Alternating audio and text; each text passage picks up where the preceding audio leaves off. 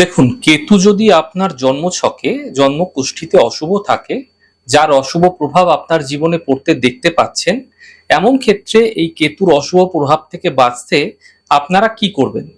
প্রথমে আপনার গৃহের যে দেওয়াল রয়েছে, সেই দেওয়ালে দেখবেন অবাঞ্ছিত যদি কিছু পেরেক পোতা রয়েছে, তো সেগুলির প্রয়োজন নেই। তো সেগুলি আপনারা দ্রুত খুলে ফেলুন। রাস্তার যে কুকুর রয়েছে, স্ট্রিট ডগ রয়েছে, তাদের নিয়মিত খাদ্য সেবন করান, প্রতিদিন করান, একটা নির্দিষ্ট সময় করুন। দুপুরে হতে পারে, সন্ধে হতে পারে, রাত্রে হতে পারে। আপনার বাড়ির ভেতরে কোনো ক্যাকটাস বা কাটা জাতীয় গাছ রাখবেন না। দেখতে তো সুন্দর লাগে, আপনারা অনেকেই রেখে থাকেন, কিন্তু ক্যাকটাস জাতীয় গাছ আপনাদের গৃহে কিন্তু অশান্তি, ঝঞ্ঝাট বাড়িয়ে তোলে, কেতুর দুষ্প্রভাব বাড়িয়ে তোলে। সাধু সন্ন্যাসীদের বিষয়ে অসমীচীন বা অশ্রদ্ধাপূর্ণ কোনো মন্তব্য করা থেকে বিরত থাকুন। কোনো রকম খারাপ মন্তব্য করবেন না, এতে কিন্তু আপনাদের মানসিক স্থিতিও বিঘ্নিত হতে দেখতে পাবেন।